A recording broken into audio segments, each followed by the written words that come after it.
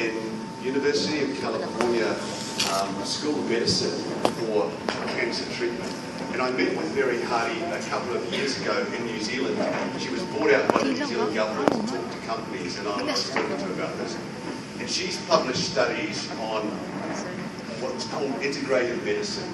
And it's basically getting patients well enough to undertake aggressive types of procedures, like the one your son's having. And the research has shown that if you can keep the patient well before they enter into a procedure or during the procedure itself, and generally well, whether it's vitamins, whether it's whatever it is, just improve their general health, the recovery rates are so much better in terms of the clinical outcomes.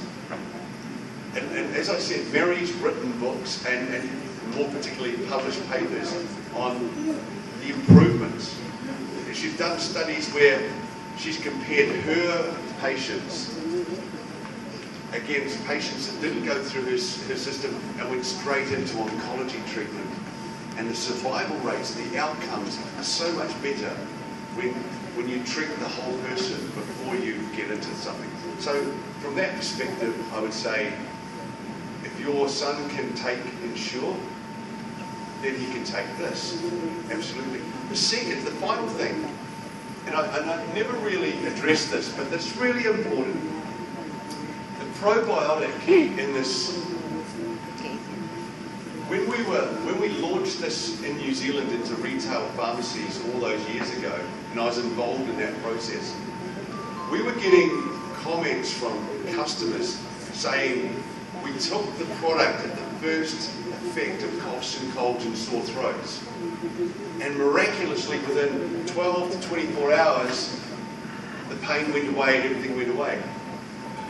We knew we were dealing with adults, so the likelihood it was a viral infection. So we know that the BK18 probiotic wasn't killing anything, so it was probably the interferon gamma response, right? But we also were hearing stories that the sore throat pain and everything else was disappearing. And we thought, interferon gamma can't work that quickly. There's something else going on. The University of British Columbia, a gentleman by the name of Professor Hancock, Robert Hancock, did a study on this very probiotic. He looked at tissues from 22 sites around the body, and he looked at tissues that had been damaged through infection or other complications. And what he found is that the probiotic, wherever it was residing, would suppress inflammation.